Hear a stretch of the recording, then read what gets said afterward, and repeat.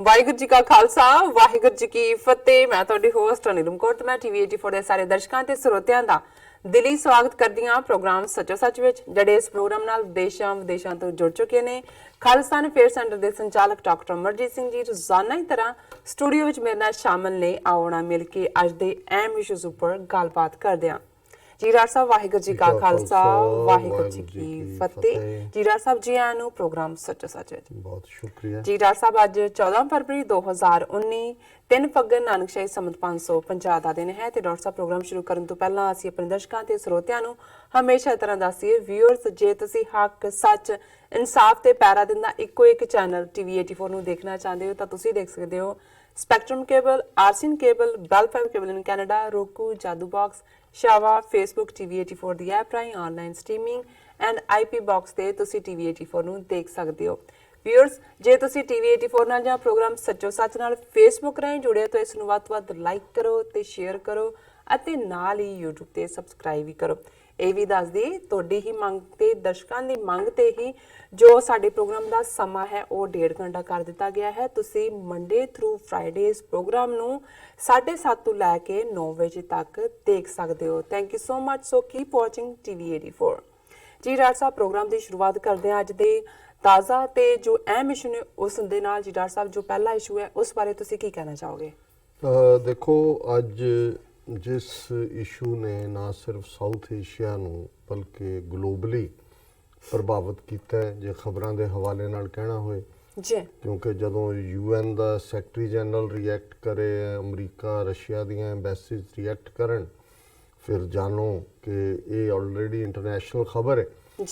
South Asian context ਦੇ ਵਿੱਚ ਜਦੋਂ ਅਸੀਂ ਅਜੇ ਕੱਲ੍ਹ ਹੀ ਕਸ਼ਮੀਰ ਦੇ ਹਵਾਲੇ ਨਾਲ ਵੀ ਗੱਲ ਕੀਤੀ ਔਰ ਆਲਮੋਸਟ ਐਵਰੀ ਅਦਰ ਡੇ ਸਾਡਾ ਕੋਈ ਨਾ ਕੋਈ ਸੈਗਮੈਂਟ ਹੁੰਦਾ ਹੈ। ਬਿਲਕੁਲ। ਤੇ ਇੱਕ ਗੱਲ ਜ਼ਾਹਰ ਸੀ ਕਿ ਇੱਕ ਪਾਸੇ ਜੋ ਹਾਲ ਜਿਹੜੇ ਕਸ਼ਮੀਰੀ ਜੰਮੂ ਦੇ ਵਿੱਚ ਸਟੈਂਡਰਡ ਸਨ, ਹਜ਼ਾਰਾਂ ਦੀ ਗਿਣਤੀ ਦੇ ਵਿੱਚ ਮੁਸਾਫਰ, ਉਹਨਾਂ ਦੇ ਨਾਲ ਹਿੰਦੂ ਤਵੀਆਂ ਨੇ, ਉੱਥੋਂ ਸਾਇੰਸ ਕਾਲਜ ਜੰਮੂ ਦੇ ਵਿਦਿਆਰਥੀਆਂ ਨੇ ਜਿਨ੍ਹਾਂ ਨੇ ਆ ਕੇ ਔਕਾਫ ਬੋਰਡ ਦੀ ਬਿਲਡਿੰਗ ਜਿੱਥੇ ਬੀਬੀਆਂ ਤੇ ਬੱਚੇ ਵੀ ਸਨ ਉਹਨਾਂ ਤੇ ਅਟੈਕ ਕੀਤਾ ਜੀ, ਔਰ ਕਿਵੇਂ ਜੰਮੂ ਦੇ ਸਿੱਖਾਂ ਨੇ ਉਹਨਾਂ ਦੀ ਮਦਦ ਵੀ ਕੀਤੀ, ਗੁਰਦੁਆਰਿਆਂ ਦੇ ਦਰਵਾਜ਼ੇ ਖੋਲੇ, ਉਹਨਾਂ ਨੂੰ ਰੱਖਿਆ ਵੀ ਗੁਰਦੁਆਰਿਆਂ 'ਚ। ਬਿਲਕੁਲ। ਔਰ ਲੰਗਰ 5 ਵੱਡੇ ਗੁਰਦੁਆਰਿਆਂ 'ਚੋਂ ਬਣ ਕੇ ਜਿੱਥੇ ਵੀ ਸਟੈਂਡਰਡ ਪੈਸੇਂਜਰ ਸਨ ਉਹਨਾਂ ਦੀ ਤੱਕ ਪਹੁੰਚਾਇਆ ਜੀ। ਸੋ ਜ਼ਾਹਰ ਹੈ ਵੀ ਇਹ ਬਹੁਤ ਵੱਡੀ ਖਬਰ ਸੀ ਕਿ ਕਿਵੇਂ ਹਿੰਦੂ ਤਵੀ ਭੀੜ ਨੇ, ਈਵਨ ਜਿਹੜੇ ਵਿਚਾਰੇ ਲਾਚਾਰ, ਔਰ ਕਿਉਂਕਿ ਜੰਮੂ ਕਸ਼ਮੀਰ ਹਾਈਵੇ ਬੰਦ ਸੀ ਪਿਛਲੇ 6-7 ਦਿਨ ਤੋਂ, ਲੇਕਿਨ ਇਹ ਖਬਰ ਤਾਂ ਮੁੱਖ ਧਾਰਾ ਮੀਡੀਆ ਨੇ ਉਡਾ ਦਿੱਤੀ ਕਿ ਉਹਨਾਂ ਨੇ ਕੀ ਬਿਹੇਵ ਕੀਤਾ ਔਰ ਅਦਰਵਾਈਜ਼ ਕੀ ਹੋਇਆ। ਪਰ ਅੱਜ ਜਿਹੜੀ ਖਬਰ ਜਿਸ ਨੇ, ਜੇ ਇਉਂ ਕਿਹਾ ਜਾਏ ਕਿ ਇੱਕ ਮੀਡੀਆ ਸੈਂਸੇਸ਼ਨ ਤਾਂ ਪੈਦਾ ਕੀਤੀ ਹੈ, ਸਿਆਸੀ ਤੌਰ ਦੇ ਉੱਤੇ ਵੀ ਇਸ ਦੀਆਂ ਕਿਆਸ ਰਾਈਆਂ ਨੇ ਕਿ ਇਸ ਦੇ ਪਿੱਛੇ ਕੌਣ ਹੋ ਸਕਦਾ ਹੈ, ਬਿਲਕੁਲ ਇਸ ਦਾ ਫਾਇਦਾ ਕਿਸ ਨੂੰ ਹੋਏਗਾ। ਲੇਕਿਨ ਇਹ ਗੱਲ ਦਾ ਜਿਹੜਾ ਹੈ ਉਹ ਐਨਾਲਿਟੀਕਲ ਵਿਊ ਪੁਆਇੰਟ ਦੇਣ ਤੋਂ ਪਹਿਲਾਂ ਮੈਂ ਘਟਨਾ ਬਾਰੇ ਸਿੰਪਲੀ ਦੱਸਦੇ ਹਾਂ ਕਿ ਬੀਤੇ ਕੱਲ 3:30 ਵਜੇ ਸ਼ਾਮ ਜਦੋਂ ਕਿ CRPF ਦੀ ਇੱਕ 2500 ਜਵਾਨਾਂ ਦੀ ਕਾਨਵਾਈ, ਆਮ ਤੌਰ ਤੇ 1000 ਬੰਦੇ ਦੀ ਇੱਕ ਐਵਰੇਜ ਕਾਨਵਾਈ ਹੁੰਦੀ ਹੈ, ਪਰ ਕਿਉਂਕਿ ਇਹਨਾਂ ਦੇ ਕਹਿਣ ਮੁਤਾਬਕ ਟ੍ਰੈਫਿਕ ਕਈ ਤਰ੍ਹਾਂ ਤੋਂ ਬੰਦ ਸੀ ਔਰ ਇਸ ਲਈ ਇੰਨੀ ਵੱਡੀ ਕਾਨਵਾਈ ਤੋਰੀ ਗਈ ਜਿਸ ਦੇ ਨਾਲ ਜਿਹੜੇ ਆਰਮਰਡ ਵੀ ਸਨ, ਟੈਂਕ ਸਨ, ਉਸ ਟਾਈਪ ਦੀਆਂ ਗੱਡੀਆਂ ਸਨ, ਔਰ ਇਹ ਕੁੱਲ 78 ਵਹੀਕਲ ਸਨ। ਉਹ ਜੰਮੂ ਤੋਂ ਸ੍ਰੀਨਗਰ ਜਾ ਰਹੇ ਸੀ, ਉਹਨਾਂ 'ਚੋਂ ਬਹੁਤ ਸਾਰੇ ਬਿਹਾਰ ਨਾਲ ਸੰਬੰਧਿਤ ਉਹ ਲੋਕ ਜਿਹੜੇ ਕਿ ਛੁੱਟੀ ਕੱਟ ਕੇ ਵਾਪਸ ਜਾ ਰਹੇ ਸੀ। ਔਰ ਕਿਉਂਕਿ ਆਉਣ ਵਾਲੇ ਪੀਰੀਅਡ ਦੇ ਵਿੱਚ ਲੋਕ ਸਭਾ ਦੀਆਂ ਚੋਣਾਂ ਵੀ ਹੋਣੀਆਂ ਨੇ, RSS ਦਾ ਜਿਹੜਾ ਅੰਦਰੂਨੀ ਹਲਕਾ ਹੈ ਉਹ ਅਸੈਂਬਲੀ ਚੋਣਾਂ ਵੀ ਨਾਲ ਕਰਵਾਉਣਾ ਚਾਹੁੰਦੇ ਨੇ। ਸੋ ਜ਼ਾਹਰ ਹੈ ਕਿ ਵੱਡੀ ਗਿਣਤੀ 'ਚ ਚੋਣਾਂ ਦੇ ਦੌਰਾਨ ਵੀ ਡਿਪਲੋਏ ਕਰਨ ਲਈ, ਔਰ ਵੈਸੇ ਵੀ ਜਦੋਂ ਅਸੀਂ 7 ਲੱਖ ਫੌਜ ਕਸ਼ਮੀਰ ਦੇ ਵਿੱਚ ਭਾਰਤ ਦੀ ਗੱਲ ਕਰਦੇ ਹਾਂ, ਉਸ ਦੇ ਵਿੱਚ ਜਿਹੜਾ ਇੱਕ ਉਸ ਤੋਂ ਇਲਾਵਾ CRPF ਵੱਡੀ ਗਿਣਤੀ ਦੇ ਵਿੱਚ ਤਾਇਨਾਤ ਹੁੰਦੀ ਹੈ। ਸੋ ਇਹ 78 ਗੱਡੀਆਂ ਦਾ 25000 CRPF ਪਰਸਨਲ ਦਾ ਕਾਫਲਾ ਜਦੋਂ ਪੁਲਵਾਮਾ ਜ਼ਿਲ੍ਹੇ ਦੇ ਨੇੜੇ ਜਿਹੜਾ ਇੱਕ ਥਾਂ ਦੇ ਉੱਤੇ ਜਿਸ ਨੂੰ ਲੈਥੋਪਰਾ ਕਿਹਾ ਜਾਂਦਾ ਉਸ ਹਾਈਵੇ ਦੇ ਉੱਤੇ ਹੀ ਪਹੁੰਚਿਆ, ਤੇ ਜੋ ਮੀਡੀਆ ਦੀਆਂ ਖਬਰਾਂ ਨੇ ਉਸ ਦੇ ਉੱਤੇ ਇੱਕ ਆਤਮਘਾਤੀ ਹਮਲਾ ਹੋਇਆ ਇੱਕ ਗੱਡੀ ਦਾ, ਔਰ ਜਿਸ ਦੇ ਨਾਲ ਲੇਟੈਸਟ ਖਬਰਾਂ ਤੱਕ ਅਸੀਂ ਦੇਖਦੇ ਹਾਂ ਕਿ 40 ਦੇ ਕਰੀਬ ਸੀਆਰਪੀਐਫ ਦੇ ਜਵਾਨ ਮਾਰੇ ਗਏ ਨੇ, ਸੋ ਸੈਡ 40 ਦੇ ਕਰੀਬ ਜਿਹੜੇ ਨੇ ਉਹ ਜ਼ਖਮੀ ਨੇ ਸੀਰੀਅਸਲੀ। ਜੀ ਹਾਲਾਂਕਿ ਜਿਹੜਾ ਅੰਦਾਜ਼ਾ ਹੈ, ਕਿਉਂਕਿ ਜਦੋਂ ਕਨਵਾਈਜ਼ ਮਾਰਚ ਕਰਦੀਆਂ ਤੇ ਉਹ ਟੂ ਕਲੋਜ਼ ਹੁੰਦੀਆਂ ਵਹੀਕਲਸ, ਕਿਉਂਕਿ ਇਨ ਬਿਟਵੀਨ ਉਹ ਕਿਸੇ ਨੂੰ ਸਪੇਸ ਵੀ ਨਹੀਂ ਦਿੰਦੇ ਔਰ ਉਹਨਾਂ ਦੀ ਸੇਫਟੀ ਅੱਗੇ ਪਿੱਛੇ ਹੁੰਦੀ ਹੈ। ਜੀ ਤੇ ਜਿਸ ਲੈਵਲ ਦਾ ਇਹ ਬਲਾਸਟ ਹੈ ਔਰ ਜਿਵੇਂ ਦੱਸਿਆ ਜਾਂਦਾ ਹੈ ਕਿ ਉਸ ਦੀ ਆਵਾਜ਼ 10 ਮੀਲ ਤੱਕ ਸੁਣੀ ਗਈ, ਸੋ ਜ਼ਾਹਰ ਹੈ ਕਿ ਜਿਹੜੀਆਂ ਕੈਜੂਅਲਟੀਜ਼ ਨੇ ਹੋ ਸਕਦਾ ਹੈ ਕਿ ਬਹੁਤ ਜ਼ਿਆਦਾ ਹੋਣ ਔਰ ਜਿਹੜੇ ਜ਼ਖਮੀ ਵੀ ਹੋਣਗੇ ਉਹ ਸੀਰੀਅਸਲੀ ਹੋਣਗੇ, ਔਰ ਇਸ ਤੋਂ ਇਲਾਵਾ ਵੀ ਜਿਹੜਾ ਹੋਰ ਵੀ ਨੁਕਸਾਨ ਹੋਇਆ ਹੋਏਗਾ ਜਿਹੜਾ ਹਾਲ ਦੀ ਘੜੀ ਉਸ ਨੂੰ ਬੜਾ ਸੀਮਤ ਕਰਕੇ ਦੱਸਿਆ ਜਾ ਰਿਹਾ। ਜੀ ਫਿਰ ਨਾਲ ਦੀ ਨਾਲ ਜਿਹੜੀ ਖਬਰ ਆਈ ਕਿ ਜੀ ਇਸ ਦੀ ਜ਼ਿੰਮੇਵਾਰੀ ਜੈਸ਼-ਏ-ਮੁਹੰਮਦ ਜਥੇਬੰਦੀ ਨੇ ਲਈ ਹੈ। ਜੀ ਫਿਰ ਜੈਸ਼-ਏ-ਮੁਹੰਮਦ ਦਾ ਨਾਲ ਦੀ ਨਾਲ ਕੋਈ ਸਪੋਕਸਮੈਨ ਵੀ ਅਪੀਅਰ ਹੋ ਜਾਂਦਾ ਹੈ ਉੱਥੋਂ ਦੇ ਕਿਸੇ ਲੋਕਲ ਮੀਡੀਆ 'ਚ, ਜਿਹੜਾ ਕਹਿੰਦਾ ਹੈ ਕਿ ਜੀ ਪੁਲਵਾਮਾ ਦੇ ਏਰੀਏ ਦੇ ਰਹਿਣ ਵਾਲੇ ਆਦਿਲ ਅਹਿਮਦ ਨਾਂ ਦੇ ਨੌਜਵਾਨ, ਜਿਸ ਦਾ ਉਰਫ ਵਿਕਾਸ ਕਮਾਂਡੋ, ਉਸ ਨੇ ਇਹ ਆਤਮਘਾਤੀ ਜਿਹੜਾ ਹੈ ਉਹ ਹਮਲਾ ਕੀਤਾ। ਜੀ ਹੁਣ ਜ਼ਾਹਰ ਹੈ ਵੀ ਸਭ ਤੋਂ ਪਹਿਲਾਂ ਤਾਂ ਅਸੀਂ ਫਿਰ ਇਹ ਵੀ ਹੈ ਕਿ ਜੀ ਇਕੱਲਾ ਬਲਾਸਟ ਹੀ ਨਹੀਂ ਹੋਇਆ, ਫਾਇਰਿੰਗ ਵੀ ਹੋਈ। ਸੋ ਜ਼ਾਹਰ ਹੈ ਕਿ ਬਲਾਸਟ ਕਰਨ ਵਾਲਾ, ਜੇ ਇਹਨਾਂ ਦੀ ਕਹਾਣੀ ਮੰਨੀਏ, ਜੀ ਉਹਨੇ ਤਾਂ ਬਲਾਸਟ ਕੀਤਾ। ਜੇ ਫਾਇਰਿੰਗ ਵੀ ਹੋਈ ਇਹਦਾ ਮਤਲਬ ਹੋਰ ਵੀ ਲੋਕ ਇਨਵੋਲਵ ਨੇ। ਉਹ ਕਿੱਥੇ ਨੇ, ਫੜੇ ਕਿਉਂ ਨਹੀਂ ਗਏ? 2500 ਦਾ ਕਾਫਲਾ ਹੈ ਔਰ 4 ਚਫੇਰੇ ਐਨ ਜਿਹੜਾ ਹੈਲੀਕਾਪਟਰਸ ਔਰ ਦੂਸਰੇ ਵੀ ਇਨ ਸਰਵਿਸ ਆ ਗਏ ਉਦੋਂ। ਲੇਕਿਨ ਇਸ ਵੱਲ ਜਾਣ ਤੋਂ ਪਹਿਲਾਂ ਮੈਂ ਦੇਖਦਾ ਹਾਂ ਕਿ ਬਹੁਤ ਵਾਰ ਇੱਥੇ ਵੀ ਜਦੋਂ ਅਸੀਂ ਜਿਹੜੇ ਇੰਸ਼ੋਰੈਂਸ ਜੇ ਕੰਪਨੀਆਂ ਦੀ ਗੱਲ ਕਰੀਏ ਜੀ ਤੇ ਜਦੋਂ ਕਿਸੇ ਦੀ ਅਨਨੈਚੁਰਲ ਡੈਥ ਹੁੰਦੀ ਹੈ, ਬਿਲਕੁਲ ਮਰਡਰ ਹੁੰਦਾ ਹੈ, ਜੀ ਵਾਈਫ ਦਾ ਹੋਏ, ਹਸਬੈਂਡ ਦਾ ਹੋਏ, ਭਰਾ ਦਾ ਹੋਏ, ਮਾਂ-ਬਾਪ ਦਾ ਹੋਏ, ਸਭ ਤੋਂ ਪਹਿਲਾਂ ਜਿਹੜਾ ਇਮੀਡੀਏਟ ਬੈਨੀਫੀਸ਼ੀਅਰੀ ਹੁੰਦਾ ਹੈ, ਜਿਹਦੀ ਵੀ ਇੰਸ਼ੋਰੈਂਸ ਪਾਲਿਸੀ ਲਿਖੀ ਹੁੰਦੀ ਹੈ, ਜਿਹੜਾ ਉਹਨੂੰ ਸ਼ੱਕ ਦੀ ਨਿਗਾਹ ਨਾਲ ਦੇਖਿਆ ਜਾਂਦਾ ਹੈ ਕਿ ਭਾਈ ਕਿਤੇ ਇਹਦਾ ਫਾਇਦਾ ਲੈਣ ਦੇ ਲਈ ਇਹਨੇ ਤਾਂ ਨਹੀਂ ਮਾਰਿਆ ਹੈ। ਜੀ ਸੋ ਜ਼ਾਹਰ ਹੈ ਕਿ ਪੋਲੀਟੀਕਲ ਦੁਨੀਆ ਦੇ ਵਿੱਚ ਤੁਸੀਂ ਜਦੋਂ ਕੋਈ ਵੀ ਘਟਨਾ ਵਾਪਰਦੀ ਹੈ ਉਹਦੀ ਤੁਸੀਂ ਟਾਈਮਿੰਗ ਦੇਖਦੇ ਹੋ, ਜੀ ਫਿਰ ਉਸ ਦੇ ਪਾਤਰ ਦੇਖਦੇ ਹੋ 4 ਚਫੇਰੇ, ਬਿਲਕੁਲ ਫਿਰ ਦੇਖਦੇ ਹੋ ਕਿ ਇਹਦਾ ਫਾਇਦਾ ਕਿਸ ਨੂੰ ਹੋਏਗਾ, ਸਿਆਸੀ ਲਾਹਾ ਕੌਣ ਲੈਣਾ ਚਾਹੁੰਦਾ। ਜੀ ਫਿਰ ਤੁਸੀਂ ਪਾਸਟ ਟਰੈਕ ਰੈਕਡ ਵੀ ਦੇਖਦੇ ਹੋ ਕਿ ਕਿਸ ਤਰੀਕੇ ਦੇ ਨਾਲ ਕੋਈ ਘਟਨਾ ਕੀਤੀ ਜਾਂਦੀ ਹੈ। ਜਦੋਂ ਜਿਹਨੂੰ ਕਈ ਵਾਰ ਇੱਥੋਂ ਦੇ ਜਿਹੜੇ ਡਿਟੈਕਟਿਵਸ ਹੁੰਦੇ ਨੇ, ਜਦੋਂ ਕੋਈ ਟੂ ਮੈਨੀ ਪ੍ਰੂਫਸ ਦੇ ਰਿਹਾ ਹੋਏ ਨਾ ਤੇ ਉਹਦੇ ਤੇ ਵੀ ਸ਼ੱਕ ਕਰਦੇ ਨੇ, ਕਹਿੰਦੇ ਨੇ ਕਿ ਵੀ ਇਹ the proofs don't seem to be natural। ਜੀ ਕਿ ਇੱਕ ਤੋਂ ਬਾਅਦ ਇੱਕ ਪ੍ਰੂਫ ਤੁਸੀਂ ਦੇਖੋ ਜੀ ਇਹਨੇ ਮਾਰਿਆ ਜੀ, ਆਹ ਦੇਖੋ ਜੀ ਇੱਕ ਮੁੱਕਾ ਇੱਥੇ ਵੱਜਿਆ ਸੀ ਜੀ, ਉਹਦਾ ਸਬੂਤ ਇਹ ਹੈ ਜੀ, ਉਹਦੀ ਆਈਡੀ ਡਿੱਗ ਪਈ, ਆਹ ਦੇਖੋ ਜੀ ਆਈਡੀ ਤੇ ਫਲਾਣੇ ਦਾ ਨੰਬਰ ਹੈ ਜੀ, ਆਹ ਦੇਖੋ ਜੀ ਉਹਦੇ ਜੁੱਤੀਆਂ ਦੇ ਨਿਸ਼ਾਨ ਨੇ। ਇਹਦਾ ਮਤਲਬ ਹੁੰਦਾ ਹੈ ਕਿ ਜਦੋਂ ਤੁਸੀਂ ਟੂ ਮੈਨੀ ਪ੍ਰੂਫਸ ਇੱਕੋ ਵੇਲੇ ਦੇ ਰਹੇ ਹੋ ਔਰ ਬਿਨਾਂ ਪੜਤਾਲ ਕੀਤੇ ਕਿਸੇ ਵੱਲ ਜਿਹੜੀ ਹੈ ਉਹ ਦੋਸ਼ ਦੀ ਉਂਗਲ ਜਾਂ ਇਲਜ਼ਾਮ ਦੀ ਉਂਗਲ ਚੁੱਕ ਰਹੇ ਹੋ, ਫਿਰ ਉਸ ਗੱਲ ਨੂੰ ਵੀ ਸ਼ੱਕ ਦੀ ਨਿਗਾਹ ਨਾਲ ਦੇਖਿਆ ਜਾਂਦਾ ਹੈ ਕਿ ਇੰਨੇ ਸਬੂਤ ਤੇ ਇੱਕਦਮ ਇਲਜ਼ਾਮ। ਔਰ ਮੇਰੇ ਮਨ ਦੀਆਂ ਨਜ਼ਰਾਂ ਸਾਹਮਣੇ ਜਦੋਂ ਮੈਂ ਇਹ ਖਬਰ ਸਵੇਰੇ ਹੀ ਜਿਹੜੀ ਹੈ ਦੇਖੀ, ਜ਼ਾਹਰ ਹੈ ਪਹਿਲਾਂ ਤਾਂ ਜਿਹੜਾ ਇਨਸਾਨੀ ਜ਼ਿੰਦਗੀ ਦਾ ਜ਼ਿਆ ਹੈ ਉਹ ਕਿਸੇ ਦਾ ਵੀ ਹੋਏ, ਉਹ ਬੇਸ਼ੱਕ ਜਿਹਨੇ ਯੂਨੀਫਾਰਮ ਪਾਈ ਹੋਈ ਹੈ ਉਹਦਾ ਹੈ, ਤੇ ਜਾਂ ਜਿਹਨੇ ਨਹੀਂ ਪਾਈ ਹੋਈ ਸਿਵਿਲੀਅਨ ਨੇ ਉਹ ਹੈ, ਉਹ ਹਮੇਸ਼ਾ ਹੀ ਉਸ ਦਾ ਅਫਸੋਸ ਹੁੰਦਾ ਹੈ। ਹਾਲਾਂ ਜਿਹੜੇ ਲੋਕ ਯੂਨੀਫਾਰਮ ਪਾਉਂਦੇ ਨੇ ਉਸ ਦੀ ਉਹਨਾਂ ਨੂੰ ਤਨਖਾਹ ਵੀ ਮਿਲਦੀ ਹੈ ਔਰ ਉਹਨਾਂ ਨੂੰ ਪਤਾ ਹੁੰਦਾ ਹੈ ਕਿ ਭਾਈ ਉਹ ਜਿਸ ਲਈ ਉਹਨਾਂ ਨੇ ਯੂਨੀਫਾਰਮ ਪਾਈ ਹੈ ਉਸ ਲਈ ਕਦੇ ਵੀ ਮੌਤ ਵੀ ਆ ਸਕਦੀ ਹੈ ਔਰ ਉਹਨਾਂ ਦਾ ਜਿਹੜਾ ਹੈ ਉਹ ਜ਼ਿੰਮੇਵਾਰੀਆਂ ਵੀ ਹੁੰਦੀਆਂ ਨੇ ਜਿਹੜੇ ਯੂਨੀਫਾਰਮ ਦੇ ਵਿੱਚ ਹੁੰਦੇ ਨੇ ਕਿ ਉਹਨਾਂ ਨੇ ਲਾਅ ਦੀ, ਕਾਨੂੰਨ ਦੀ ਬਾਲਾਦਸਤੀ ਰੱਖਣੀ ਹੈ, ਕਾਨੂੰਨ ਨੂੰ ਓਬੇ ਕਰਨਾ ਹੈ। ਲੇਕਿਨ ਜਦੋਂ ਕੋਈ ਇਸ ਕਿਸਮ ਦੀ ਘਟਨਾ ਵਾਪਰਦੀ ਹੈ ਤੇ ਜਿਹੜਾ ਉਹਦਾ ਗਰਾਊਂਡ ਹੈ, ਮਰਨ ਵਾਲਾ ਫੌਜੀ ਹੈ ਜਾਂ ਸਿਪਾਹੀ ਹੈ, ਉਹ ਤਾਂ ਇੱਕ ਆਪਣਾ ਤਨਖਾਹ ਦਾ ਹੱਕ ਹੀ ਅਦਾ ਕਰ ਰਿਹਾ ਹੁੰਦਾ, ਜਿਹੜੀਆਂ ਨੀਤੀਆਂ ਬਣਾ ਰਹੇ ਹੁੰਦੇ ਨੇ ਜਾਂ ਜਿਹੜੇ ਉਹਨਾਂ ਨੂੰ ਵਰਤ ਰਹੇ ਹੁੰਦੇ ਨੇ ਜਾਂ ਜਿਨ੍ਹਾਂ ਨੇ 7 ਲੱਖ ਫੌਜ ਉੱਥੇ ਰੱਖੀ ਹੋਈ ਹੈ ਜਾਂ ਜਿਹੜੇ ਕਿਸ ਵਕਤ ਉਹਨਾਂ ਨੇ ਕੀ ਕਰਵਾਣਾ ਉਹ ਪਲਾਨ ਕਰ ਰਹੇ ਹੁੰਦੇ ਨੇ, ਉਹਨਾਂ ਦੇ ਉੱਤੇ ਤਾਂ ਉਹਨਾਂ ਗਰੀਬ ਜਵਾਨਾਂ ਦਾ ਜਾਂ ਗਰੀਬ ਫੌਜੀਆਂ ਦਾ ਕੋਈ ਕੰਟਰੋਲ ਨਹੀਂ ਹੁੰਦਾ, control ਜਿਹੜੇ ਨਹੀਂ ਗਰਾਊਂਡ ਹੁੰਦਾ। ਤੇ ਹੁੰਦੇ ਨੇ। ਬਿਲਕੁਲ। ਸੋ ਜ਼ਾਹਰ ਹੈ ਵੀ ਉਹਨਾਂ ਦੇ ਪਰਿਵਾਰ, ਬੱਚੇ ਬੱਚੀਆਂ ਸਾਰੇ ਹੀ ਸਫਰ ਕਰਦੇ ਨੇ ਜੀ ਔਰ ਇੱਕ ਹਿਊਮਨਿਸਟ ਇਨਸਾਨ ਹੋਣ ਦੇ ਨਾਤੇ ਤੁਸੀਂ ਕਦੇ ਵੀ ਭਾਵੇਂ ਕੋਈ ਵੀ ਮਰਦਾ ਹੈ ਉਸ ਦੇ ਉੱਤੇ ਕੋਈ ਜਸ਼ਨ ਜਾਂ ਖੁਸ਼ੀ ਦੀ ਗੱਲ ਖੁਸ਼ੀ ਨਹੀਂ ਦੀ ਗੱਲ ਹੁੰਦੀ। ਨਹੀਂ ਹੁੰਦੀ। ਜਿਵੇਂ ਜਿਹੜੇ ਬੜੇ ਪਪੂਲਰ ਸ਼ਾਇਰ ਹੋਏ ਨੇ ਪੰਜਾਬੀ ਦੇ 20ਵੀਂ ਸਦੀ ਦੇ ਵਿੱਚ, ਉਹਨਾਂ ਦਾ ਇਹ ਕਹਿਣਾ ਹੈ ਕਿ ਵੀ ਦੁਸ਼ਮਨ ਮਰੇ ਤੇ ਖੁਸ਼ੀ ਨਾ ਕਰੀਏ,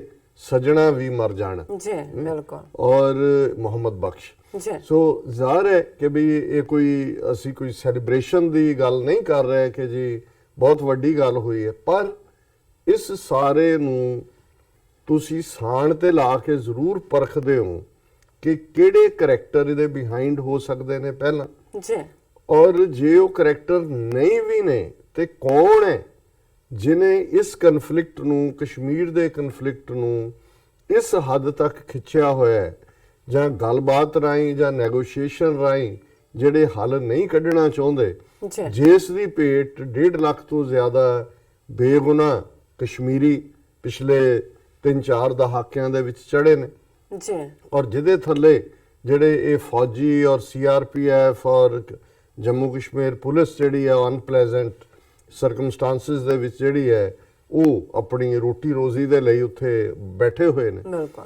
ਹੁਣ ਇਸ ਘਟਨਾ ਨੂੰ ਪੜ੍ਹਦਿਆਂ ਸਭ ਤੋਂ ਪਹਿਲਾਂ ਮੇਰੀ ਨਿਗਾਹ 'ਚ 20 ਮਾਰਚ 2000 ਆਇਆ, ਕਿਉਂਕਿ ਫੈਬਰੂਰੀ ਦਾ ਇਹ ਮਹੀਨਾ ਹੈ, ਔਰ ਕਿ ਵੀ ਜਦੋਂ ਪ੍ਰੈਜ਼ੀਡੈਂਟ ਕਲਿੰਟਨ ਆਪਣੇ 4-5 ਰੋਜ਼ਾ ਦੌਰੇ ਜਿਹੜਾ ਭਾਰਤ ਔਰ ਪਾਕਿਸਤਾਨ ਦੋਨਾਂ ਦੇ ਵਿੱਚ ਸੀ, ਉਸ ਦੇ ਲਈ 20 ਮਾਰਚ 2000 ਨੂੰ ਦਿੱਲੀ ਦੇ ਵਿੱਚ 에ਅਰਪੋਰਟ ਤੇ ਉਤਰੇ ਜੀ ਤੇ ਉਸੇ ਰਾਤ ਕਸ਼ਮੀਰ ਵਾਦੀ ਦੇ ਜ਼ਿਲ੍ਹਾ ਅਨੰਤਨਾਗ ਦੇ ਚਿੱਠੀ ਸਿੰਘਪੁਰਾ ਪਿੰਡ ਦੇ ਵਿੱਚ 35 ਸਿੱਖਾਂ ਨੂੰ ਘਰਾਂ ਤੋਂ ਕੱਢ ਕੇ ਗੁਰਦੁਆਰਾ, ਉਦਨ ਹੋਲੀ ਦਾ ਦਿਨ ਸੀ, ਹੁਣ ਵੈਲੈਂਟਾਈਨ ਦੇ ਨਾਲ ਜੋੜਿਆ ਹੋਇਆ, ਜੀ ਉਸ ਗੁਰਦੁਆਰੇ ਦੀ ਕੰਧ ਦੇ ਨਾਲ ਖੜੇ ਕਰਕੇ, ਜਿਵੇਂ ਇਥੋਂ ਸ਼ਿਕਾਗੋ ਦਾ ਇੱਕ ਗੈਂਗਸਟਰ ਐਲ ਕੋਪੋਨੇ ਜਿਵੇਂ ਐਗਜ਼ੀਕਿਊਟ ਕਰਦਾ ਸੀ, ਸਾਰੇ ਮਾਰ ਦਿੱਤੇ।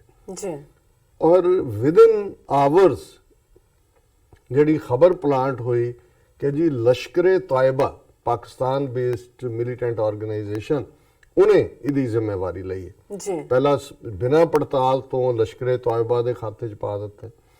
ਫਿਰ ਅਗਲੇ 24-48 ਘੰਟੇ ਦੇ ਵਿੱਚ 5-6 ਨੌਜਵਾਨ ਜਿਹੜੇ ਕਿ ਲਾਗਲੇ ਪਿੰਡਾਂ ਤੋਂ ਪੱਥਰੀਬਲ ਰੂਸ ਤੋਂ ਚੁੱਕੇ, ਉਹਨਾਂ ਨੂੰ ਮਾਰ ਕੇ ਉਹਨਾਂ ਨੇ ਕਿਹਾ ਜੀ ਜਿਹੜੇ ਪਾਕਿਸਤਾਨ ਤੋਂ ਆਏ ਹੋਏ ਲਸ਼ਕਰੇ ਤਾਇਬਾ ਦੇ ਜੁਝਾਰੂ ਸੀ, ਖਾੜਕੂ ਸੀ, ਉਹ ਅਸੀਂ ਮਾਰ ਦਿੱਤੇ ਨੇ, ਔਰ ਇਹ ਜਿਹੜਾ ਹੈ ਇਸ ਦੇ ਨਾਲ ਜਿਹੜੀ ਇਹ ਕਰਨ ਵਾਲੇ ਕਾਂਡ ਨੇ ਉਹਨਾਂ ਦਾ ਸਫਾਇਆ ਕਰ ਦਿੱਤਾ। ਲੇਕਿਨ ਇਹ ਗੱਲ ਸਾਹਮਣੇ ਆਈ ਕਿ ਉਹ ਤਾਂ ਉਹਨਾਂ ਪਿੰਡਾਂ ਦੇ ਹੀ ਰਹਿਣ ਵਾਲੇ ਨੌਜਵਾਨ ਸੀ, ਜਦੋਂ ਉਹਨਾਂ ਦੇ ਪੇਰੈਂਟਸ ਨੇ ਉਹਨਾਂ ਦੇ ਕੱਪੜੇ ਪਛਾਣੇ, ਔਰ ਦੂਸਰਾ, ਔਰ ਜਦੋਂ ਉਸ ਸਾਰੇ ਦੀ ਇਨਵੈਸਟੀਗੇਸ਼ਨ ਹੋਈ, ਬਾਅਦ ਦੇ ਵਿੱਚ ਫੋਰੈਂਸਿਕ ਐਕਸਪਰਟ ਆਇਆ ਔਰ ਦੂਸਰਾ ਆਇਆ ਕਿ ਨਾ ਕੋਈ ਲਸ਼ਕਰੇ ਤਾਇਬਾ ਸੀ। ਇਹ ਜਿਹੜੇ ਨੇ ਨੌਜਵਾਨ ਪਿੰਡਾਂ ਚੋਂ ਚੁੱਕ ਕੇ, ਕਿਉਂਕਿ ਇਹ ਟੂ ਮੈਨੀ ਪ੍ਰੂਫਸ ਦੀ ਗੱਲ ਹੈ ਕਿ ਹੁਣ ਉਹਨਾਂ ਨੇ ਇੱਕ ਪਾਸੇ ਤਾਂ ਕਲਿੰਟਨ ਦੀ ਵਿਜ਼ਿਟ ਦਾ, ਜਿਹਦੇ ਉਦੋਂ ਵੀ ਕਸ਼ਮੀਰ ਦੇ ਵਿੱਚ ਮੂਵਮੈਂਟ 2000 ਚ ਪੂਰੇ ਜ਼ੋਰਾਂ ਦੇ ਨਾਲ ਸੀ, ਪੀਸਫੁਲੀ ਚੱਲ ਰਿਹਾ ਸੀ, ਉਹਨੂੰ ਉਹਨਾਂ ਨੇ, ਕਿਉਂਕਿ ਕਲਿੰਟਨ ਨੇ ਪ੍ਰੈਸ਼ਰਾਈਜ਼ ਵੀ ਕਰਨਾ ਸੀ, ਜਿਵੇਂ ਪਹਿਲਾਂ ਮੀਡੀਆ ਸੀ ਕਿ ਭਾਈ ਹੱਲ ਕਰੋ,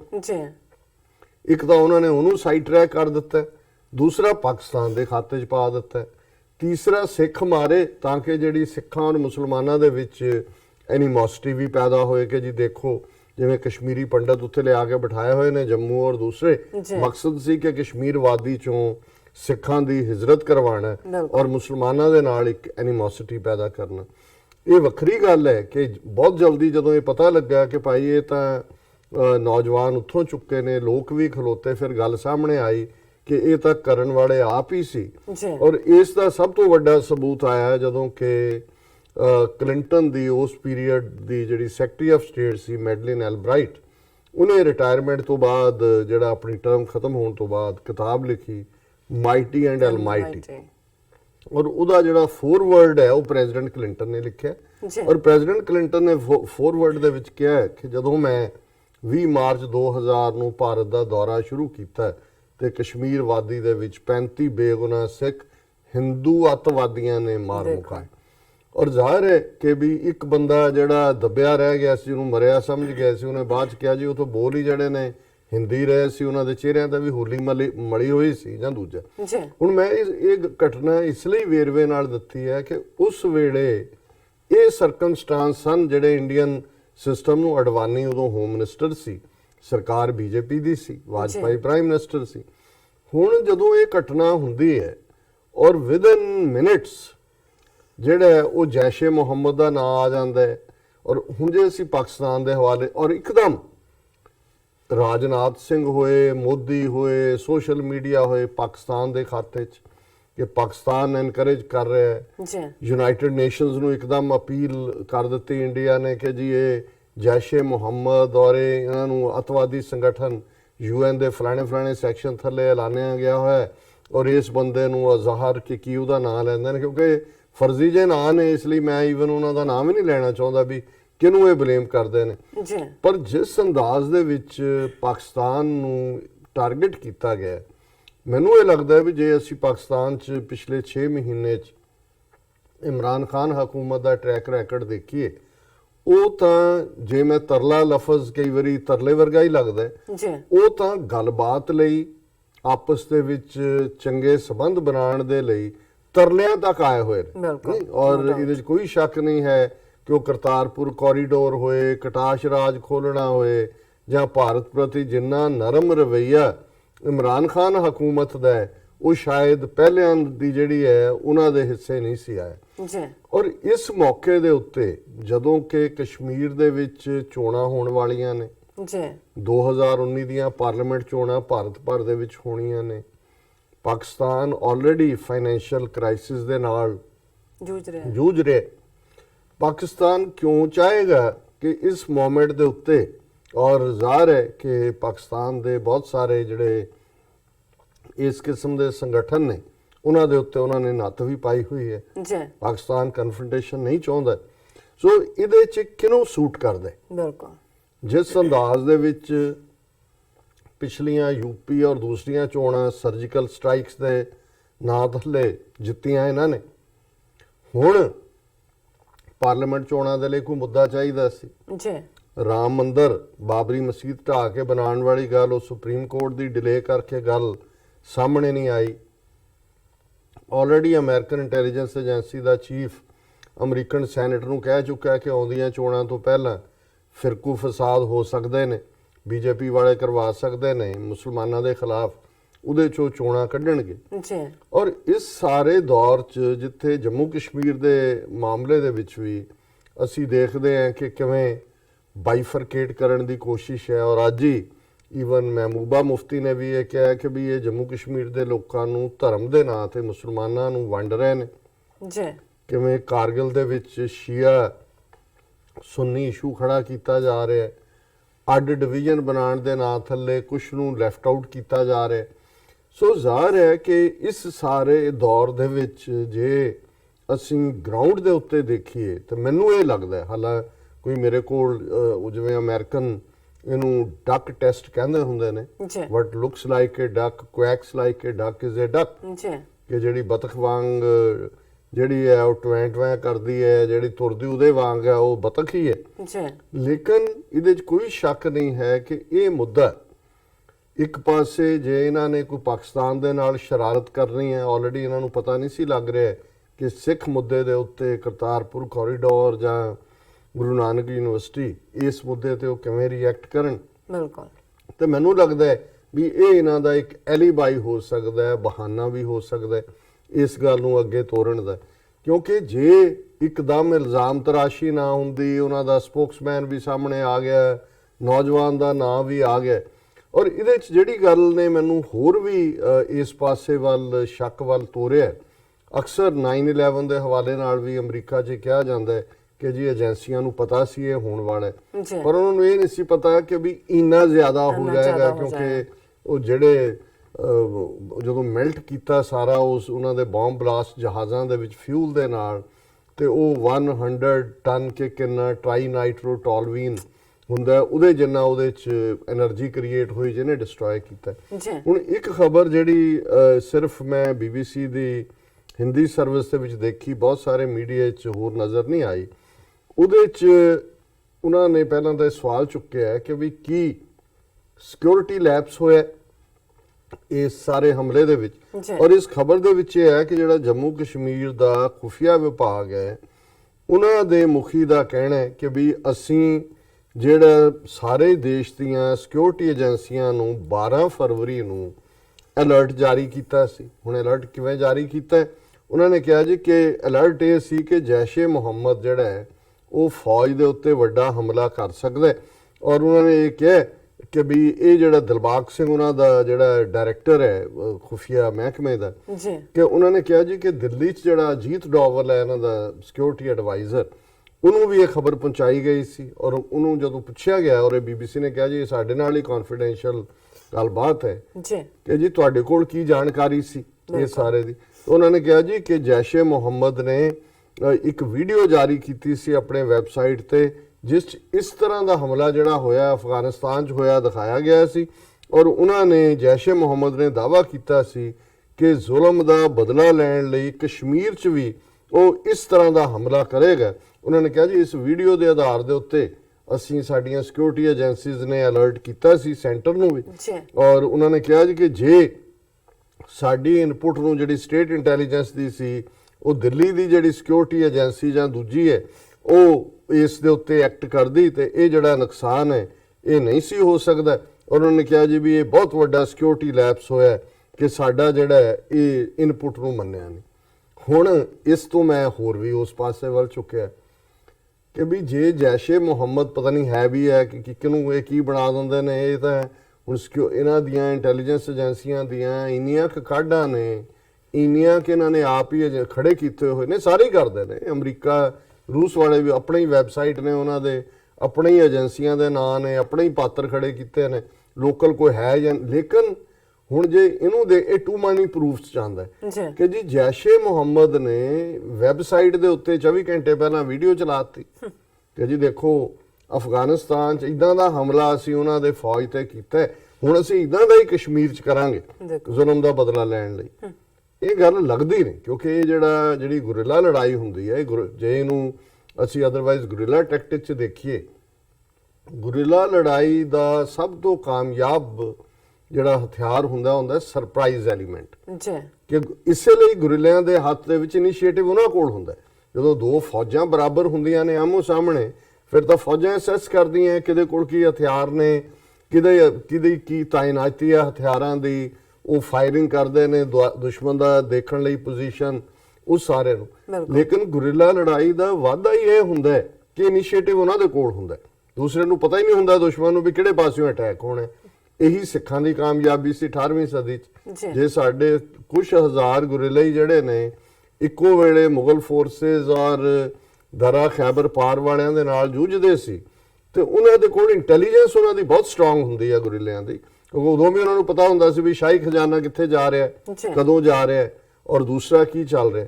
ਪਰ ਜੇ ਇਹਨਾਂ ਦੇ ਕਹਿਣ ਮੁਤਾਬਕ ਕਿ ਜੈਸ਼-ਏ-ਮੁਹੰਮਦ ਦੇ ਵੈਬਸਾਈਟ ਤੇ ਵੀਡੀਓ ਹੈ ਜੀ ਇਦਾਂ ਅਸੀਂ ਅਟੈਕ ਅਫਗਾਨਿਸਤਾਨ 'ਚ ਕੀਤਾ, ਹੁਣ ਅਸੀਂ ਭਾਰਤੀ ਫੌਜ ਤੱਕ, ਇਹ ਗੱਲ ਜਿਹੜੀ ਹੈ ਉਹ ਜੱਚਦੀ ਨਹੀਂ ਹੈ। ਸੋ ਜ਼ਾਹਰ ਹੈ ਕਿ ਟੂ ਮੈਨੀ ਪ੍ਰੂਫਸ। ਔਰ ਇਸ ਸਾਰੇ ਚੋਂ ਅਸੀਂ ਇਹ ਸਮਝਦੇ ਹਾਂ ਕਿ ਵੀ ਇਸ ਸਾਰੇ ਦਾ ਸਿਆਸੀ ਲਾਹਾ ਲੈਣ ਦੀ ਕੋਸ਼ਿਸ਼, ਫਿਰ ਜਿਵੇਂ ਮੈਂ ਇੰਸ਼ੋਰੈਂਸ ਤੋਂ ਗੱਲ ਸ਼ੁਰੂ ਕੀਤੀ ਸੀ ਕਿ ਫਾਇਦਾ ਕਿਹਨੂੰ ਹੋਏਗਾ। ਜੀ, ਕਸ਼ਮੀਰ ਦੇ ਵਿੱਚ ਤਾਂ ਆਲਰੇਡੀ ਰੋਜ਼ਾਨਾ ਹੀ ਜ਼ੁਲਮ ਚੱਲ ਰਿਹਾ ਹੈ, ਬਿਲਕੁਲ ਉੱਥੇ ਜੋ ਫੌਜ ਕਰ ਰਹੀ ਹੈ।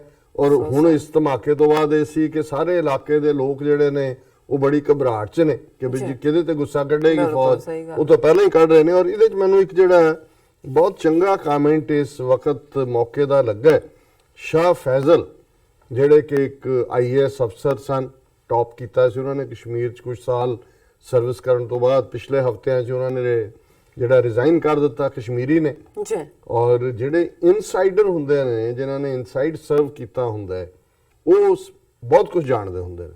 ਜਦੋਂ ਅਕਸਰ ਅਸੀਂ ਸਿੱਖ ਮੂਵਮੈਂਟ ਦੇ ਹਵਾਲੇ ਨਾਲ ਜਾਂ ਖਾਲਿਸਤਾਨ ਦੀ ਸਟਰਗਲ ਦੇ ਹਵਾਲੇ ਨਾਲ ਸਰਦਾਰ ਕਪੂਰ ਸਿੰਘ ਨੂੰ ਕੋਟ ਕਰਦੇ ਹਾਂ, ਮੈਨੂੰ ਇੱਕ ਵਾਰੀ ਇੱਕ ਸਾਡੇ ਸਿੱਖ ਵੀਰ ਮੈਨੂੰ ਕਹਿਣ ਵੀ ਲੱਗੇ ਕਿ ਜੀ ਤੁਸੀਂ ਤਾਂ ਸਰ ਕਪੂਰ ਸਿੰਘ ਹੋਰਾਂ ਦੇ ਹਰ ਵਰਡ ਨੂੰ ਇਵੇਂ ਹੈ ਜਿਵੇਂ ਉਹ ਇਲਹਾਮ ਹੈ। ਮੈਂ ਕਿਹਾ ਜੀ ਬਿਲਕੁਲ ਇਲਹਾਮ ਹੈ। ਉਹਦਾ ਰੀਜ਼ਨ ਪੋਲੀਟੀਕਲ ਅਰੀਨਾ 'ਚ ਜਿਹੜਾ ਬੰਦਾ ਆਪਣਾ ਨੁਕਸਾਨ ਕਰਾ ਕੇ ਆਪਣੀ ਕੌਮ ਦੇ ਫਾਇਦੇ ਲਈ ਖਲੋਂਦਾ 13-14 ਸਾਲ ਦੀ ਸਰ ਕਪੂਰ ਸਿੰਘ ਦੀ ਨੌਕਰੀ ICS ਦੀ, ਜੇ ਹਕੂਮਤ ਨੇ ਸਰਕੂਲਰ ਕੱਢਿਆ ਕਿ Sikhs are a criminal tribe and a menace to the law abiding Hindus, 10 ਅਕਤੂਬਰ 1947 ਨੂੰ ਸਰ ਕਪੂਰ ਸਿੰਘ ਡਿਸਟ੍ਰਿਕਟ ਕਾਂਗੜਾ ਦੇ ਡਿਪਟੀ ਕਮਿਸ਼ਨਰ ਸਨ, ਉਹਨਾਂ ਨੇ ਫੌਰਨ ਚੈਲੰਜ ਕੀਤਾ ਔਰ ਉਹਨਾਂ ਨੂੰ ਪਤਾ ਸੀ ਕਿ ਚੈਲੰਜ ਕਰਨ ਦਾ ਮਤਲਬ ਕੀ ਹੋਏਗਾ। ਉਹਨਾਂ ਦੇ ਉੱਤੇ ਝੂਠੇ ਕੇਸ ਪਾ ਕੇ 14 ਸਾਲ ਦੀ ਨੌਕਰੀ ਤੋਂ ਉਹਨਾਂ ਨੂੰ ਡਿਸਮਿਸ ਕੀਤਾ ਗਿਆ, ਕੋਈ ਪੈਨਸ਼ਨ ਨਹੀਂ, ਕੋਈ ਦੂਜਾ ਨਹੀਂ।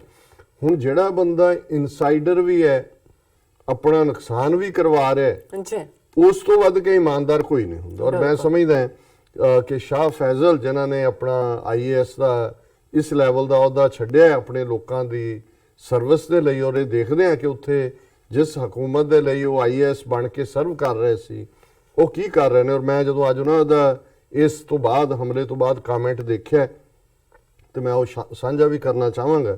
ਉਹਨਾਂ ਨੇ ਕਿਹਾ there is a Karbala every day in Kashmir. ਬਿਲਕੁਲ, ਨੋ ਡਾਊਟ। ਹੁਣ ਜਦੋਂ ਅਸੀਂ ਕਰਬਲਾ ਦੀ ਗੱਲ ਕਰਦੇ ਹਾਂ, ਜ਼ਾਹਰ ਹੈ ਕਿ ਇਮਾਮ ਸ਼ਾਹ ਹੁਸੈਨ ਜਿਨ੍ਹਾਂ ਦੀ ਸ਼ਹਾਦਤ ਹੁੰਦੀ ਹੈ, ਯਜ਼ੀਦ ਕਬੀਲਾ ਔਰ ਕਿਵੇਂ ਉਹਨਾਂ ਦੇ ਬਾਕੀ ਸਾਥੀਆਂ ਨੂੰ ਵੀ, ਪਰਿਵਾਰ ਔਰ ਦੂਸਰਿਆਂ ਨੂੰ ਘੇਰ ਕੇ ਜਿਹੜਾ ਉਹ ਕਰਬਲਾ ਦੇ ਵਿੱਚ ਸ਼ਹੀਦ ਕੀਤਾ ਜਾਂਦਾ ਹੈ। ਹੁਣ ਜੋ ਇਹ ਹੋਇਆ ਔਰ ਇਸ ਮੌਕੇ ਦੇ ਉੱਤੇ ਇਹ ਕਹਿਣਾ ਔਰ ਜਿਹੜਾ ਉਹਨਾਂ ਦਾ ਕਮੈਂਟ ਹੈ ਬੜਾ ਉਮਦਾ ਹੈ। ਉਹਨਾਂ ਨੇ ਕਿਹਾ ਜਿਹੜੇ ਸ਼ਾਹ ਫੈਸਲ ਸਾਬਕਾ IPS ਨੇ, ਸਾਬਕਾ IPS, ਉਹਨਾਂ ਨੇ ਕਿਹਾ those who can stop the war in Kashmir are not moved. ਉਹਨਾਂ ਨੇ ਕਿਹਾ ਜੀ ਜਿਹੜੇ ਜੰਗ ਰੋਕ ਸਕਦੇ ਨੇ ਉਹਨਾਂ ਨੂੰ ਕੋਈ ਫਰਕ ਨਹੀਂ ਪੈਂਦਾ। He was commenting on the attack on CRPF convoy ਔਰ ਉਹਨਾਂ ਨੇ ਕਿ Faisal said there is Karbala every day in Kashmir. One side mourns today and other mourns tomorrow. ਕਿ ਇੱਕ ਕਦੇ ਕਸ਼ਮੀਰੀ ਆਪਣੇ ਮਾਰਿਆਂ ਗਿਆ ਨੂੰ ਰੋ ਰਹੇ ਹੁੰਦੇ ਨੇ, ਉਹਨਾਂ ਦਾ ਸ਼ੋਕ ਮਨਾ ਰਹੇ ਹੁੰਦੇ ਨੇ, ਉਹਨਾਂ ਨੂੰ ਦਫਨ ਕਰ ਰਹੇ ਹੁੰਦੇ ਨੇ। ਹੁਣ ਜਿਹੜੇ CRPF ਤੇ ਮਾਰੇ ਗਏ ਨੇ ਇਹਨਾਂ ਦੇ ਪਰਿਵਾਰਜਨ ਰੋ ਰਹੇ ਹੋਣਗੇ ਔਰ ਉਹਨਾਂ ਨੂੰ ਜਿਹੜਾ ਦਾਹ ਸੰਸਕਾਰ ਕਰਨਗੇ ਔਰ ਬੱਚੇ ਯਤੀਮ ਹੋਣਗੇ। ਉਹਨਾਂ ਨੇ ਕਿਹਾ one side mourns today, ਇਹ ਗਵਰਨਮੈਂਟ ਵਰਸਸ ਜਿਹੜਾ ਸਿਵਿਲੀਅਨਸ ਹੈ, another mourns tomorrow, but those who can stop this war are not moved at all. ਬਿਲਕੁਲ, ਕਿ ਜਿਹੜੇ ਇਸ ਜੰਗ ਨੂੰ ਰੋਕ ਸਕਦੇ ਨੇ, ਇਸ ਤਬਾਹੀ ਨੂੰ ਰੋਕ ਸਕਦੇ ਨੇ, ਉਹਨਾਂ ਦੀ ਸਿਹਤ ਤੇ ਕੋਈ ਅਸਰ ਨਹੀਂ ਹੈ। Nothing seems to be pricking the conscience of those powers who can stop this bloodshed in Kashmir. Nothing. ਇਹ ਬੜੀ ਸਟਰੋਂਗ ਸਟੇਟਮੈਂਟ ਹੈ ਜੀ ਕਿ ਜ਼ਾਹਰ ਹੈ ਕਿ ਇਹ ਜਦੋਂ ਇਹ ਸ਼ਾਹ ਫੈਸਲੇ ਗੱਲ ਕਹਿ ਰਹੇ ਨੇ ਕਿ ਇਹ ਹਕੂਮਤ ਦੀ ਵੱਡੀ ਗੇਮ ਦਾ ਹਿੱਸਾ ਹੈ।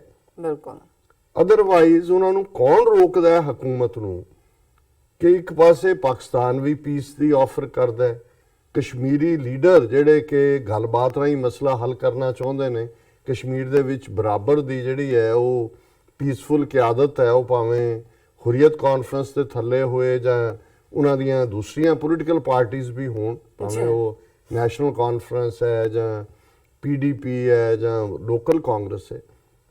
ਲੇਕਿਨ ਕੌਣ ਨੇ ਜਿਹੜੇ ਗੱਲਬਾਤ ਨਹੀਂ ਕਰਨਾ ਚਾਹੁੰਦੇ, ਕੌਣ ਨੇ ਜਿਨ੍ਹਾਂ ਦੀ ਕੌਨਸ਼ੀਅਸ ਪ੍ਰਿਕ ਨਹੀਂ ਹੁੰਦੀ, ਕੌਣ ਨੇ ਜਿਹੜੇ ਉੱਥੇ ਰੋਜ਼ ਕਰਬਲਾ ਕਰ ਰਹੇ ਨੇ ਲੇਕਿਨ ਦੇ ਆਰ ਨਾਟ ਮੂਵਡ। ਸੋ ਮੈਂ ਸਮਝਦਾ ਵੀ ਅਸੀਂ ਜਿੱਥੇ ਇਸ ਕਿਸਮ ਦਾ ਕੋਈ ਵੀ ਵਾਕਿਆ ਹੁੰਦਾ ਹੈ ਉਹ ਅਫਸੋਸ ਦਾ ਇਜ਼ਹਾਰ ਕਰ ਸਕਦੇ ਹਾਂ, ਜਿੱਥੇ ਵੀ ਮਨੁੱਖੀ ਜ਼ਿੰਦਗੀਆਂ ਦਾ ਲਾਸ ਹੁੰਦਾ ਹੈ, ਪਰ ਇਸ ਦੇ ਲਈ ਜ਼ਿੰਮੇਵਾਰ ਭਾਰਤੀ ਹਕੂਮਤ ਹੈ, ਭਾਰਤੀ ਸਿਸਟਮ ਹੈ। ਔਰ ਅੱਜ ਦੇ ਇਹ ਹਿੰਦੂਤਵੀ ਰੂਲਰ ਜਿਨ੍ਹਾਂ ਨੇ ਇਹਨਾਂ 4.5 ਸਾਲ ਦੇ ਵਿੱਚ ਜ਼ੁਲਮ ਦੀ ਹਨੇਰੀ ਚਲਾਈ ਕਸ਼ਮੀਰ ਦੇ ਵਿੱਚ, ਪੈਲਟ ਗਨਸ ਦੇ ਨਾਲ ਹਜ਼ਾਰਾਂ ਬੱਚੇ ਬਲਾਈਂਡ ਕੀਤੇ ਔਰ ਪਿਛਲੇ ਦਿਨਾਂ ਦੇ ਵਿੱਚ ਜਿਸ ਕਿਸਮ ਦਾ ਇਹ ਸਾਰਾ ਕੁਝ ਚੱਲ ਰਿਹਾ, ਜਦੋਂ ਮੈਂ ਟਾਈਮਿੰਗ ਦੀ ਗੱਲ ਕਰਦੇ ਸਿਰਫ ਚੋਣਾਂ ਦੀ ਗੱਲ ਨਹੀਂ ਗੱਲ, ਜੇ ਤੁਸੀਂ ਦੇਖੋ ਰਾਫੇਲ ਡੀਲ ਜਿਹਦੇ ਚ ਹੁਣ ਮੋਦੀ ਐਂਡ ਕੰਪਨੀ ਫਸੇ ਹੋਏ ਨੇ, ਦਾ ਹਿੰਦੂ ਅਖਬਾਰ ਦਾ ਬਹੁਤ ਹੀ ਉਮਦਾ ਜਿਹੜਾ ਬੜਾ ਜ਼ਬਰਦਸਤ ਪੱਤਰਕਾਰ ਜਿਹੜਾ ਉਹ ਇੱਕ ਤੋਂ ਬਾਅਦ ਇੱਕ ਸਟੋਰੀਜ਼ ਕੱਢ ਕੇ ਲਿਆ ਰਿਹਾ ਕਿ ਵੀ ਇਹ ਕਿਵੇਂ ਇਨਵੋਲਵ ਨੇ, ਕਿੰਨੇ ਹਜ਼ਾਰ ਕਰੋੜ ਦੀ ਹੇਰਾਫੇਰੀ ਹੋਈ। ਇਹ ਉਹੀ ਪੱਤਰਕਾਰ ਹੈ ਜਿਹਨੇ ਬੋਫਰਸ ਡੀਲ ਦਾ ਜਿਹੜਾ ਭਾਂਡਾ ਵੀ ਫੋੜਿਆ ਸੀ। ਸੋ ਉਹ ਫਸੇ ਹੋਏ ਨੇ ਇਸ ਮੁੱਦੇ ਤੇ। ਜ਼ਾਹਰ ਹੈ ਕਿ ਜਿੱਥੇ ਭਾਰਤ ਦੇ ਵਿੱਚ ਜਿਹੜੀਆਂ ਰੀਜਨਲ ਪਾਰਟੀਆਂ ਨੇ ਉਹ ਆਪਣਾ ਗਠਬੰਧਨ ਗੱਠਜੋੜ ਕਰ ਰਹੀਆਂ, BJP ਨੂੰ ਵੀ ਲੱਗ ਰਿਹਾ ਕਿ ਉਹਨਾਂ ਦੀ ਜਿਹੜੀ ਇਹ ਵਾਕ ਹੈ ਪੋਲੀਟੀਕਲ ਪਾਵਰ ਲਈ ਦੁਬਾਰਾ ਆਣਾ ਉਨੀ ਈਜ਼ੀ ਨਹੀਂ ਹੋਏਗੀ। ਸੋ ਜ਼ਾਹਰ ਹੈ ਵੀ ਇਹਨਾਂ ਨੂੰ ਵੀ ਮੁੱਦੇ ਦੀ ਤਲਾਸ਼ ਸੀ। ਸੋ ਜਿਵੇਂ ਜੇ ਕਸ਼ਮੀਰ ਦੀ ਇੰਟੈਲੀਜੈਂਸ ਏਜੰਸੀ ਚੀਫ ਦੀ ਗੱਲ ਮੰਨੀਏ ਕਿ ਵੀ ਉਹਨਾਂ ਨੂੰ ਟਿਪ ਵੀ ਸੀ 2500 ਸੀਆਰਪੀਐਫ ਦੀ ਇੰਨੀ ਜ਼ਬਰਦਸਤ ਕਨਵਾਈ ਵੀ ਹੈ ਜੀ। ਆਮ ਲੋਕ ਤਾਂ ਸਟੈਂਡਰਡ ਨੇ ਕਿਉਂਕਿ ਆਲਰੇਡੀ ਹਫਤੇ ਤੋਂ ਬਰਫ਼ਬਾਰੀ ਨੇ ਜਿਹੜਾ ਉਹ ਸਾਰੇ ਰਸਤੇ ਬੰਦ ਕੀਤੇ ਹੋਏ ਨੇ। ਫਿਰ ਕਿਤੇ ਇਹ ਤਾਂ ਨਹੀਂ ਕਿ ਇਹਨਾਂ ਦੀਆਂ ਏਜੰਸੀਆਂ ਨੂੰ ਵੀ ਸੂਟ ਕਰਦਾ ਕਰਨ ਵਾਲਾ ਕੌਣ ਹੈ ਕੌਣ ਨਹੀਂ, ਇਹ ਬਿਸਾਈਡਸ ਦਾ ਪੁਆਇੰਟ ਹੈ ਜੀ। ਬਹੁਤ ਵਾਰ ਜਿਹੜੇ ਕਰਨ ਵਾਲੇ ਹੁੰਦੇ ਨੇ ਉਹਨਾਂ ਨੂੰ ਵੀ ਨਹੀਂ ਪਤਾ ਹੁੰਦਾ ਵੀ ਉਹ ਕਿਹਦੀ ਖੇਡ ਖੇਡ ਰਹੇ।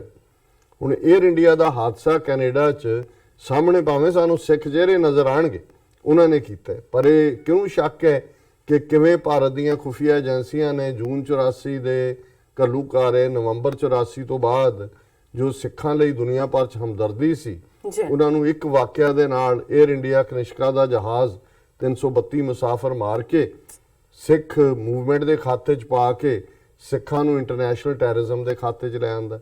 ਹੁਣ ਕਿੱਥੇ ਤਾਂ ਕਸ਼ਮੀਰੀ ਰੋਜ਼ਾਨਾ ਕੁਰਬਾਨੀਆਂ ਦੇ ਰਹੇ ਨੇ, ਇਹਨਾਂ ਦੀ ਭਾਰਤੀ ਫੌਜ ਦੇ ਜ਼ੁਲਮਾਂ ਦਾ ਸ਼ਿਕਾਰ ਨੇ। ਉਦੋਂ ਤਾਂ ਇੰਟਰਨੈਸ਼ਨਲ ਲੈਵਲ ਦੇ ਰਿਐਕਸ਼ਨ ਠੀਕ ਹੈ, ਯੂਐਨ ਨੇ 49 ਸਫ਼ੇ ਦੀ ਰਿਪੋਰਟ ਕੱਢ ਦਿੱਤੀ ਕਿ ਜੀ ਕੀ ਹੋਇਆ, ਪਰ ਉਦੋਂ ਅਮਰੀਕਾ ਰੂਸ ਦੀਆਂ ਐਮਬੈਸੀਆਂ ਦੇ ਤਾਂ ਬਿਆਨ ਨਹੀਂ ਆਏ, ਯੂਐਨ ਸੈਕਟਰੀ ਜਨਰਲ ਦਾ ਬਿਆਨ ਨਹੀਂ ਆਇਆ। ਪਰ ਹੁਣ ਜਦੋਂ ਅਸੀਂ ਇਸ ਸਾਰੇ ਨੂੰ ਦੇਖਦੇ ਤੇ ਨਾਲ ਦੀ ਨਾਲ ਜਿਹੜੀਆਂ ਭਾਰਤੀ ਮੀਡੀਆ ਉਹਨਾਂ ਨੇ ਕੱਢ ਲਿਆ ਜੀ timeline major terror attacks on security forces in Jammu and Kashmir since 1999 ਕਿ 1999 ਤੋਂ ਲੈ ਕੇ ਕਿਹੜੇ ਜਿਹੜਾ ਹੋਏ। ਫਿਰ ਹੈ ਜੀ Pulwama attack, Indian government hits out at Pakistan, seeks UN action against United Nations ਵੀ ਵਿੱਚ ਇਨਵੋਲਵ ਹੋ ਗਿਆ। UN chief condemns Pulwama attack, calls for those behind the attack to be brought to justice। ਉਹ ਜਿਹੜੇ ਸਟੈਂਡਰਡ ਜੇ ਬਿਆਨ ਹੁੰਦੇ ਨੇ ਕਿ ਜੀ ਜਿਨ੍ਹਾਂ ਨੇ ਕੀਤਾ ਉਹਨਾਂ ਨੂੰ ਇਹ ਕੀਤਾ ਜਾਏ ਇਹ ਸਾਰੇ ਨੂੰ।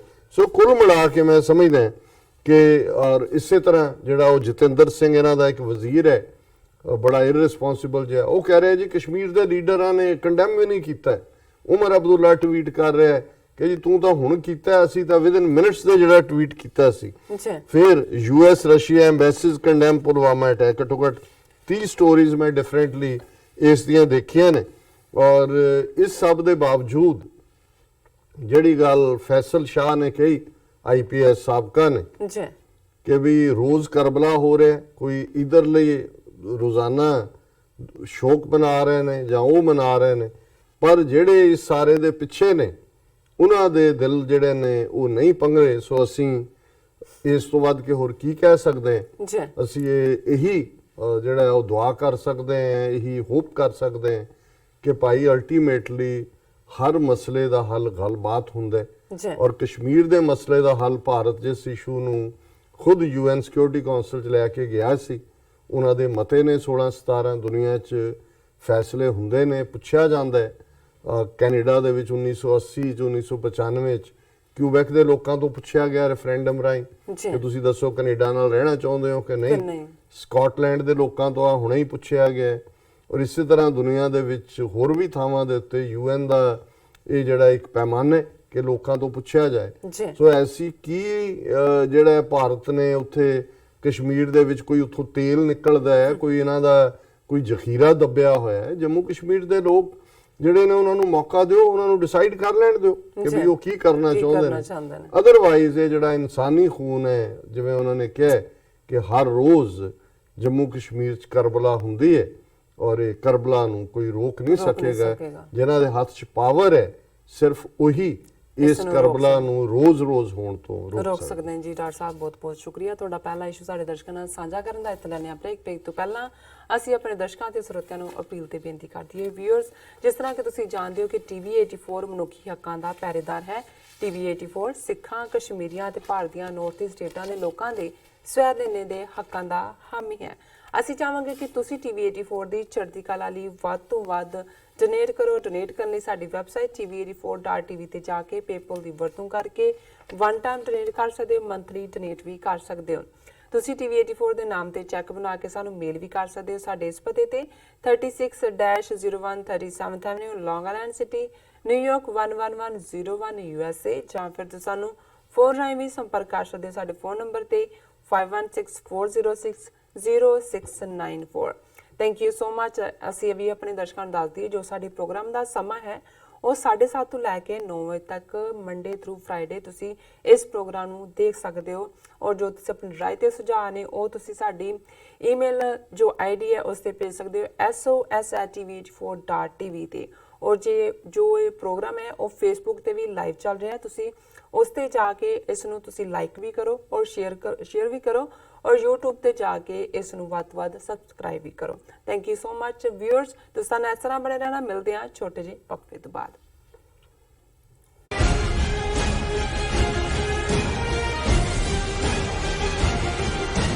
ਸੰਤ ਜਰਨੈਲ ਸਿੰਘ ਖਾਲਸਾ